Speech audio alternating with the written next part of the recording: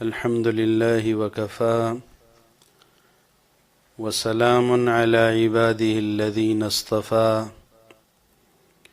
خصوصا على سيدنا ونبينا محمد المجتبى وعلى آله وأصحابه الأتقياء الأسفياء. أما بعد فأعوذ بالله من الشيطان الرجيم. بسم الله الرحمن الرحيم. قل إن كنتم تحبون الله فاتبعوني يحببكم الله ويغفر لكم ذنوبكم والله غفور رحيم. عن أنس رضي الله تعالى عنه قال قال رسول الله صلى الله عليه وسلم لا يؤمن أحدكم حتى أكون أحب إليه من والده وولده والناس أجمعين أو كما قال النبي صلى الله عليه وسلم.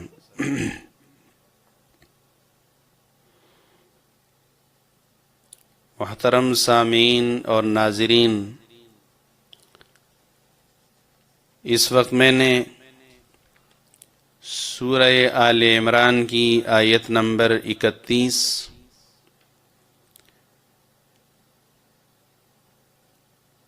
اور اسی کی ذیل میں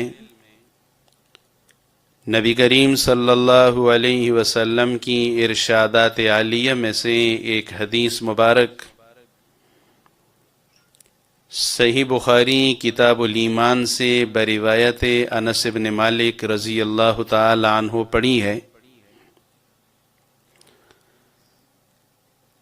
دعا ہے اللہ تبارک و تعالی قرآن و سنت کی روشنی میں اس آیت اور اس حدیث کی تشریح و تفسیر کرنے کی توفیق اور پھر بولنے والے، سننے والے، دیکھنے والے تمام حضرات و خواتین، مسلمین و مسلمات، مؤمنین و مؤمنات کو عمل کرنے کی توفیق، طاقت اور ہمت عطا فرمائے. یہود و نصارہ دونوں کا دعویٰ تھا کہ ہمیں اللہ تبارک و تعالیٰ سے اور اللہ تبارک و تعالیٰ کو ہم سے محبت ہے، بلکہ دنیا میں جتنی بھی انسان ہے دہریہ کے علاوہ جو نعوذ باللہ اللہ کی وجود کے منکر ہے، باقی تمام مذاہب سے تعلق رکھنے والے، چاہے وہ یہود ہوں یا نصارہ یا ہندو یا سکھ یا دوسری غیر مسلم قومیں، سب ہی اللہ تبارک و تعالیٰ کی محبت کے دعویدار ہیں اور سب ہی اپنے اپنے طریقے سے اس بات کی کوشش میں لگے ہوئے ہیں کہ ہم سے اللہ رب العزت راضی ہو جائے. بالخصوص عیسائیوں نے حضرت عیسیٰ علیہ السلام اور ان کی والدہ محترمہ حضرت مریم کی تعظیم اور محبت میں جو اتنا غلو کیا، جو اتنے افراط سے کام لیا کہ ان کو مقام الوہیت پر فائز کر دیا، اس کے بارے میں بھی ان کا خیال یہی تھا کہ اس طرح ہمیں اللہ رب العزت کا قرب اور اللہ کی رضا اور اللہ کی محبت حاصل ہو جائے. اللہ رب العزت نے ان تمام دعویداران محبت کے لیے ایک کسوٹی اور ایک معیار اس آیت کریمہ میں بیان فرمائی.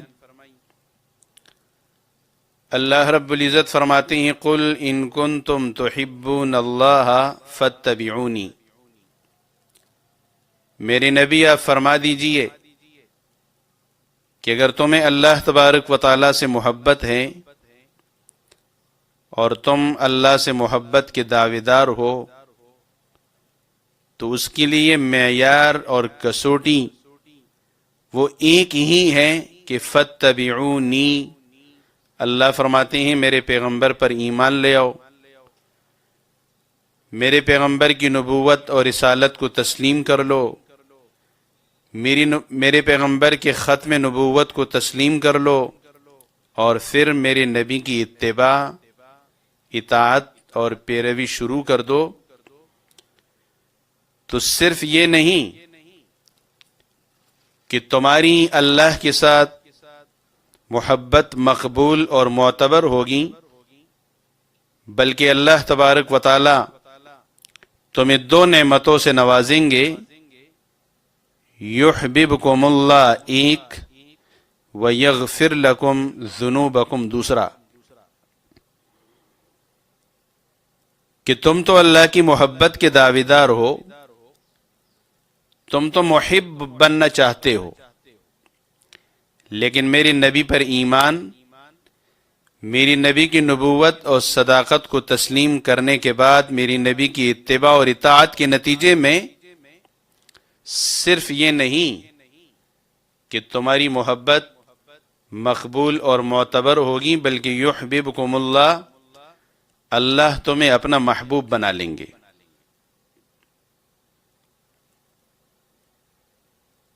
اور وَيَغْفِرْ لَكُمْ ذُنُوبَكُمْ، اب تک کی زندگی میں میرے نبی پر ایمان لانے کی برکت سے یا میری نبی کی اطاعت اور مکمل اتباع سے، ایمان کے بعد، اتباع اور اطاعت کے بعد اللہ تمہارے پچھلے سارے گناہ معاف فرما دیں گے۔ اور فرمایا واللہ غفور الرحیم، اللہ تبارک و تعالی معاف کرنے والے مہربان ہے۔ یہ بڑی دو عجیب صفتیں اللہ تبارک و تعالی نے بیان فرمائی، ایک صفت غفوریت، دوسری صفت رحمت یا رحیمیت۔ صفت غفوریت کی برکت سے اور اس کے اثر سے اللہ تمہاری گناہ معاف کر دیں گے، وَيَغْفِرْ لَكُمْ ذُنُوبَكُمْ۔ اور رحیم، صفت رحمت یا رحیمیت کے اثر سے اللہ تبارک و تعالی یحببکم اللہ، تمہیں اپنا محبوب بنا لیں گے۔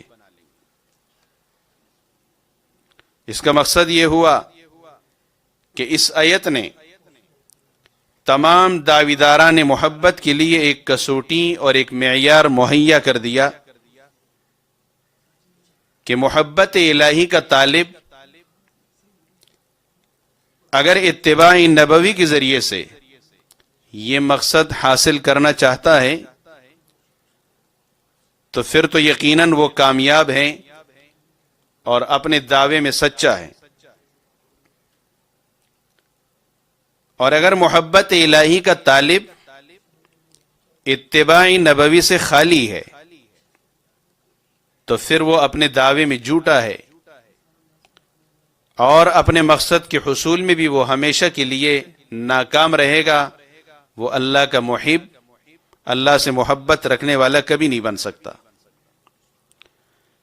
نبی کریم صلی اللہ علیہ وسلم فرماتے ہیں من عامل عملا لیس علیہ امرنا فہو رد، جس شخص نے جو بھی ایسا کام کیا، جو بھی ایسا عمل کیا، لیس علیہ امرنا، جس کا حکم ہم نے نہ دیا ہو، تو فہو رد، وہ عمل کرنے والا یا اس کا وہ عمل مردود ہے، اس کو شریعت، اللہ اور اللہ کی رسول مسترد کرتے ہیں، اس کا کوئی وزن اور کوئی اعتبار نہیں۔ اور حضرت انس رضی اللہ تعالی عنہ کی حدیث جو میں نے پڑھی ہے،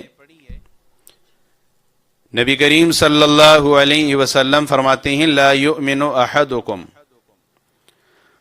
حتی اکون احب الیہ من والدہ وولدہ والناس اجمعین،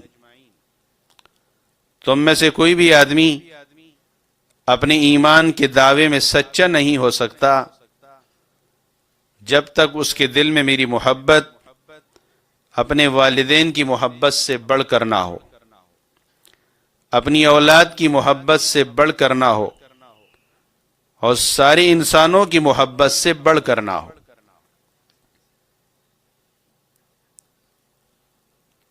اور اسی حدیث کے اندر ایک جملہ والذی نفسی بیدہ، نبی کریم صلی اللہ علیہ وسلم نے شروع میں قسم اٹھائی ہے کہ اس رب کی قسم جس رب کے دست قدرت میں میری جان ہے کہ تمہارا ایمان اس وقت تک کامل نہیں ہو سکتا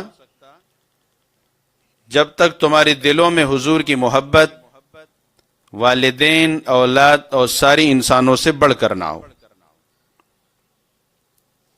حضرات صحابہ کرام، انہوں نے نبی کریم صلی اللہ علیہ وسلم کی عشق و محبت کا صرف دعویٰ نہیں کیا، بلکہ انہوں نے اپنی زندگی اور اپنے طرز عمل سے اس بات کا ثبوت دیا کہ واقعی وہ عاشق رسول تھے۔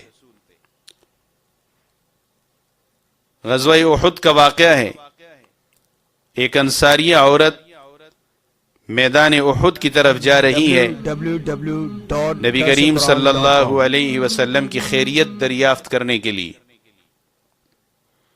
ان کو کسی نے اطلاع دی کہ تمہارے والد شہید ہو گئے۔ کہنے لگی کہ ٹھیک ہے، لیکن مجھے یہ بتائیے کہ نبی کریم صلی اللہ علیہ وسلم کا کیا حال ہے، اللہ کی نبی، اللہ کی رسول خیریت سے ہیں یا نہیں؟ آگے بڑھتی ہے، اس کو اطلاع ملتی ہے کہ تمہارے شوہر بھی شہید ہو گئے۔ یہ سن کر بھی ان پر وہی ایک ہی فکر سوار ہے کہ میرے نبی سید الکائنات خاتم الانبیاء جناب رسول اللہ صلی اللہ علیہ وسلم کا کیا حال ہے، ان کی خیریت مجھے بتا دی جائے اور مجھے آگاہ کیا جائے۔ آگے بڑھ کر ان کو بتایا جاتا ہے کہ تمہارے بھائی بھی شہید ہو گئے، لیکن اس سب کچھ کے باوجود جب ان کے کانوں میں یہ خبر پڑی اور یہ اطلاع ان کو ملی کہ نبی کریم صلی اللہ علیہ وسلم بخیر و عافیت ہیں، تو کہنے لگی کہ مجھے زیارت کرا دو۔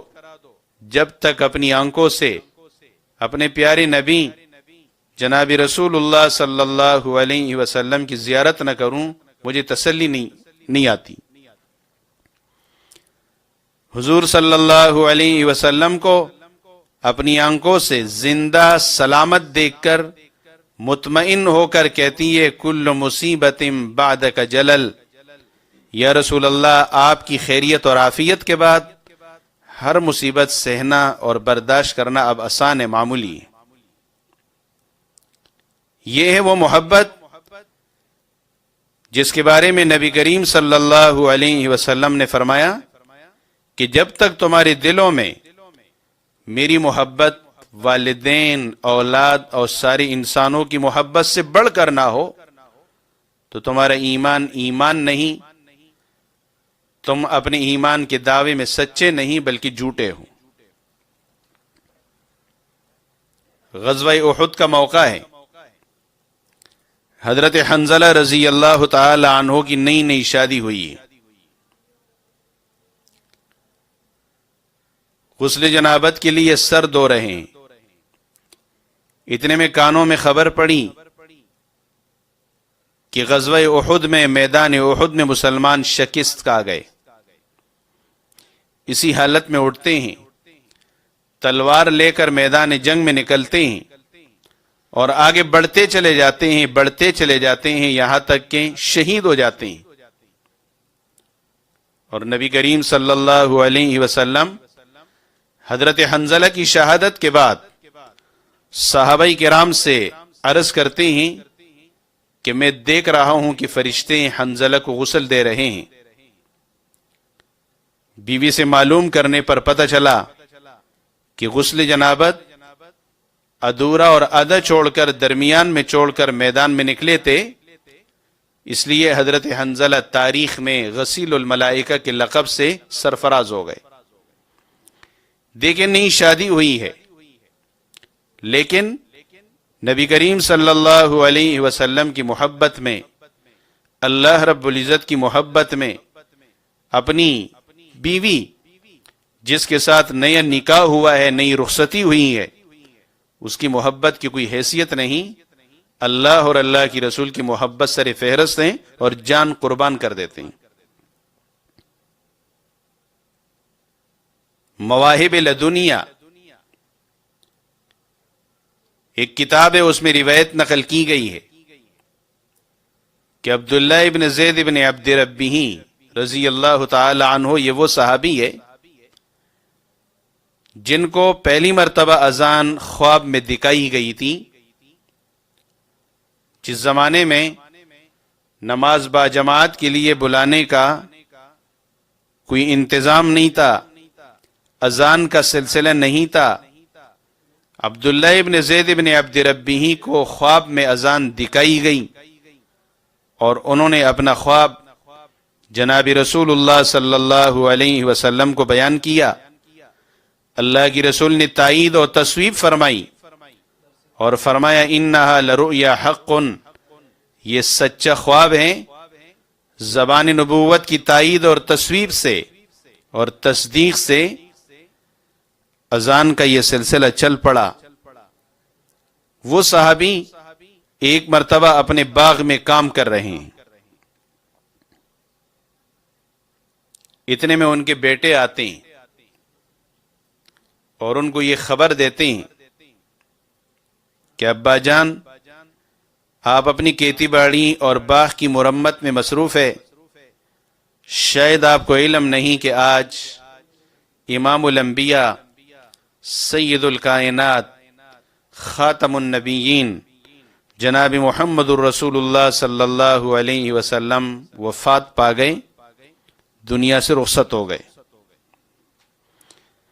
اتنا صدمہ ہوا صاحب اذان عبداللہ ابن زید ابن عبد ربہ صحابی کو کہ اسی وقت ہاتھ اٹھا کر اللہ سے دعا کرتے ہیں، اللہم اذھب بصری حتی لا ارى بعد حبیبی محمد احدا. اے اللہ میری یہ نگاہیں، اللہ میری یہ نظر، یہ ختم کر دے.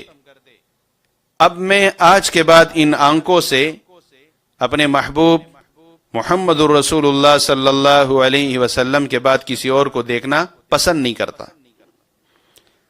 جس دنیا میں جناب محمد الرسول اللہ نہ ہو، جن آنکھوں سے اپنے حبیب جناب رسول اللہ صلی اللہ علیہ وسلم کی زیارت نہ ہو سکے، ان آنکھوں کی کیا ضرورت ہے. اللہ یہ بینائی ختم کر دیں. علماء نے لکھا ہے نگاہ ایک دم ختم ہو گئی، اس لیے کہ ان کی محبت سچی محبت تھی، درد دل سے نکلنے والے الفاظ تھے. ان کی دعا کی قبولیت اس بات کی دلیل تھی کہ ان کے دل میں حضور کی محبت اور آپ کا عشق وہ سچی محبت اور سچا عشق تھا.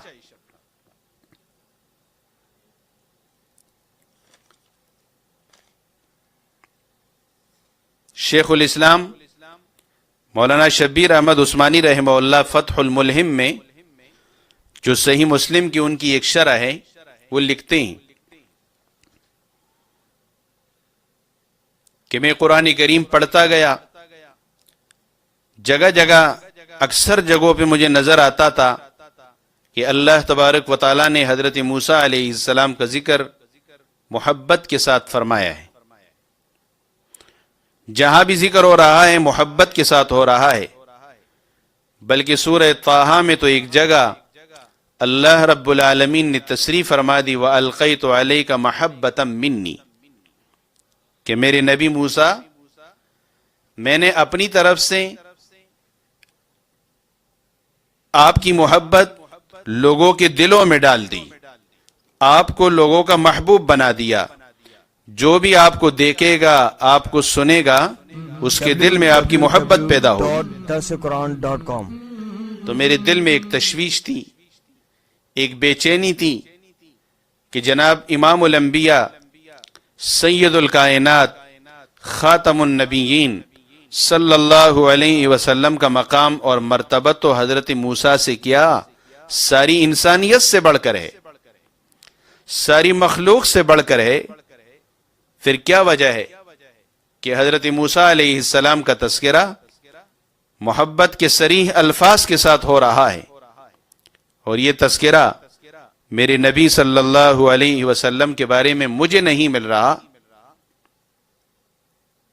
تو ایک موقع پر میرے سامنے سورہ آل عمران کی یہ آیت آئی،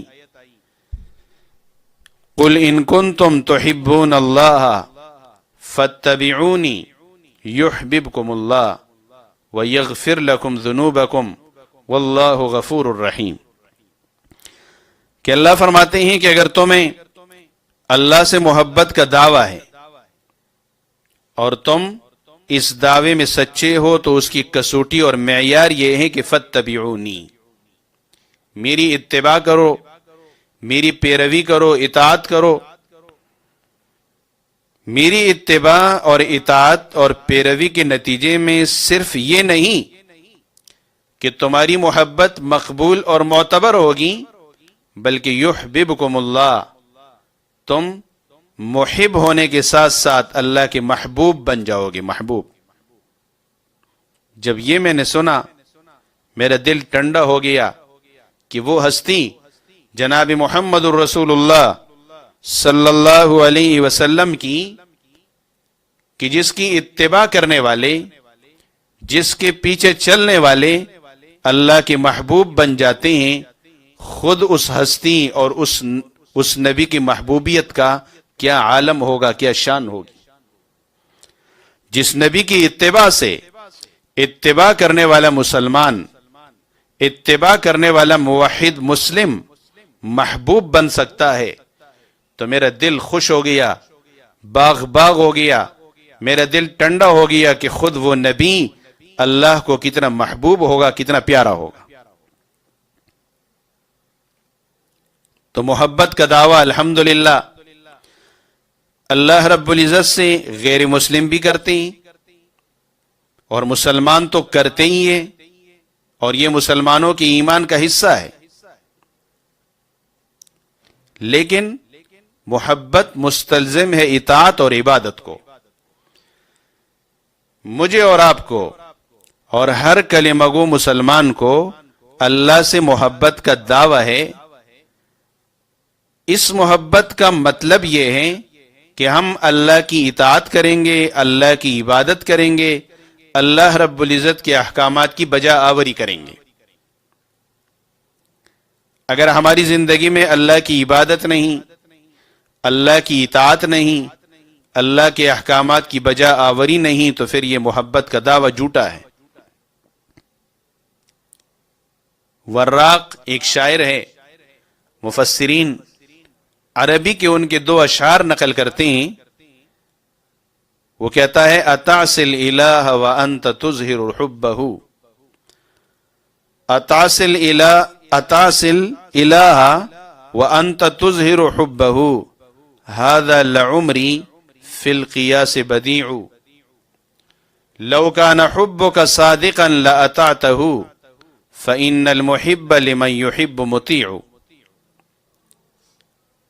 کہتا ہے اتعصل الہ وانت تظہر حبہ، ایک طرف تم اللہ کی نافرمانی کرتے ہو، اللہ کے احکامات توڑتے ہو، اللہ کو ناراض کرتے ہو، اور دوسری طرف اللہ کی محبت کا اظہار، اللہ کی محبت کے دعوے دار ہو.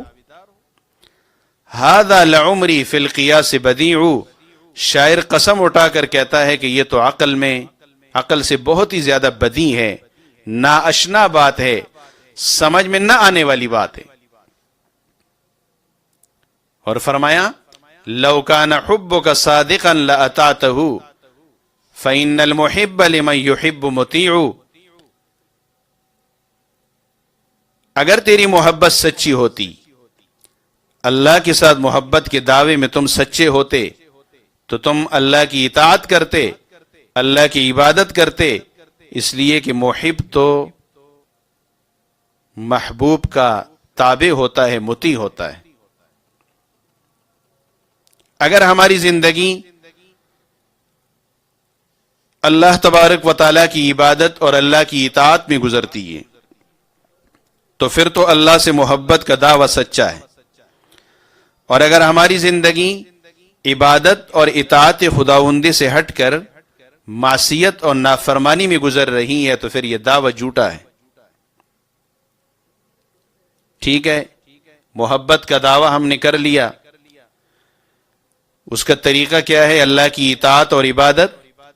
لیکن اللہ کی اطاعت اور عبادت کیسے کریں گے؟ اس کا طریقہ ہمیں کون سمجھائے گا؟ اللہ فرماتے ہیں فاتبعونی، کہ میرے نبی آپ فرما دیجئے اللہ سے محبت کا دعویٰ کر لیا، اب اللہ کی اطاعت اور عبادت کرنی ہوگی، اس کا طریقہ تمہیں بتائیں گے میرے نبی، فاتبعونی، اب تم نے میری نبی کی پیروی اور اتباع کرنی۔ طریقہ عبادت اور طاعت یہ معلوم ہوگا اتباع نبوی صلی اللہ علیہ وسلم سے۔ مثال کے طور پہ نماز عبادت ہے، اول سے لے کر اخیر تک آپ صلی اللہ علیہ وسلم نے اپنے قول سے، اپنے عمل اور اپنے فعل سے پوری نماز سکھائی، سمجھائی، اور فرمایا صلو کما رأیتمونی اصلی، ایسی نماز پڑھو جس طرح مجھے نماز پڑھتے ہوئے دیکھ رہے ہو، جس طرح مجھے نماز پڑھتے ہوئے تم نے دیکھا ایسی ہی نماز پڑھو۔ اسی طرح نبی کریم صلی اللہ علیہ وسلم نے نکاح کیے، نبی کریم صلی اللہ علیہ وسلم کی گھر میں آپ کے صاحبزادے فوت ہوئے، آپ کی بیٹیاں فوت ہوئیں، آپ کی ازواج مطہرات میں سے کچھ آپ کی حیات طیبہ میں فوت ہو چکی ہے، میت بھی آپ کے گھر میں ہوئی۔ میت ہو تو کیا طریقہ ہے؟ سنت۔ خوشی ہو تو سنت طریقہ کیا ہے؟ نماز پڑھنی ہے تو سنت طریقہ کیا ہے؟ حج کرنا ہے تو سنت طریقہ کیا ہے؟ اذان دینی ہے تو سنت طریقہ کیا ہے؟ شکل و صورت بنانی ہے تو سنت طریقہ کیا ہے؟ معاملات کرنے ہیں تو سنت طریقہ کیا ہے؟ معاشرت میں جانا ہے تو سنت طریقہ کیا ہے؟ ہر نقل و حرکت میں فاتبعونی، اقوال میں بھی، افعال میں بھی، نشست و برخاست میں بھی، ہر نقل و حرکت میں، گھر میں بھی، بازار میں بھی، اپنے کاروبار میں بھی، خلوت میں بھی، جلوت میں بھی، ہر قدم پر نبی کریم صلی اللہ علیہ وسلم کی اتباع، آپ کی پیروی، یہ اللہ سے محبت کے دعوے میں سچے ہونے کا ثبوت ہے۔ مشرکین شرک کیا کرتے تھے اور کہا کرتے تھے کہ ما نعبدہم الا لیقربونا الی اللہ زلفی، ہم جو اپنے خداؤں کی عبادت کرتے ہیں، ان کی پوجا پاٹ کرتے ہیں اور ان کی نام پر نظر و منت مانتے ہیں، ہمارا مقصد صرف یہ ہے کہ یہ اللہ کے پیارے ہیں، ان کو ہم خوش کریں گے تو ان کو خوش کرنے کی برکت سے ہمیں اللہ کا قرب نصیب ہوگا۔ یہ گویا وسیلے ہیں، وسیلے۔ قرآن کریم کی اس آیت میں اللہ تبارک و تعالیٰ نے شرعی وسیلہ متعین فرمایا کہ ان کنتم تحبون اللہ، اگر تمہیں اللہ سے محبت ہے، تم اللہ کا قرب چاہتے ہو، تو اللہ تک رسائی کا وسیلہ شرعیہ وہ کیا ہے؟ فاتبعونی، اتباع نبوی، اتباع محمدی صلی اللہ علیہ وسلم، یہ شرعی وسیلہ ہے، سب سے بہترین وسیلہ ہے۔ اور ساتھ ساتھ فاتبعونی کی جملے میں ایک دوسرے گمراہ فرقے پر، جن کو منکرین حدیث کہا جاتا ہے، ان کی بھی تردید ہو گئی کہ صرف اللہ کی اطاعت اور اللہ کی محبت کے دعوے کافی نہیں، اطاعت رسول، اتباع نبوی صلی اللہ علیہ وسلم یہ نجات کی ضمانت ہے۔ مختصر یہ کہ ہر مسلمان کو اپنی پوری زندگی نبی کریم صلی اللہ علیہ وسلم کی اطاعت اور اتباع میں گزارنی لازم ہے۔ اگر ہماری عبادت، ہماری معاشرت، ہمارے اخلاق، ہماری نشست و برخاست، ہمارے معاملات اور کاروبار، ہمارے تمام طور اور طریقے نبی کریم صلی اللہ علیہ وسلم کی سنت کے مطابق ہیں، تو پھر تو اللہ اور اللہ کی رسول کی محبت کے دعوے میں ہم سچے ہیں. لیکن اگر دعویٰ ہے اور عمل نہیں ہے، اگر دعویٰ ہے اللہ اور اللہ کی رسول کے عشق و محبت کا اور عمل سراسر بدعات پر مشتمل ہے، رسومات پر مشتمل ہے، رسم و رواج پر مشتمل ہے، عقیدے کے اندر شرک کی غلاظت اور گندگی موجود ہے، تو یہ دعویٰ جھوٹا ہے، دعوے دار جھوٹے ہیں. اللہ اور اللہ کی رسول قرآن اور سنت میں ان کی تکذیب فرما رہے ہیں، ان کو جھٹلا رہے ہیں. دعا ہے اللہ پاک مجھے اور تمام مسلمانوں کو، سننے والوں کو، دیکھنے والوں کو اللہ عمل کی توفیق عطا فرمائے. وآخر دعوانا الحمد للہ. www.darsequran.com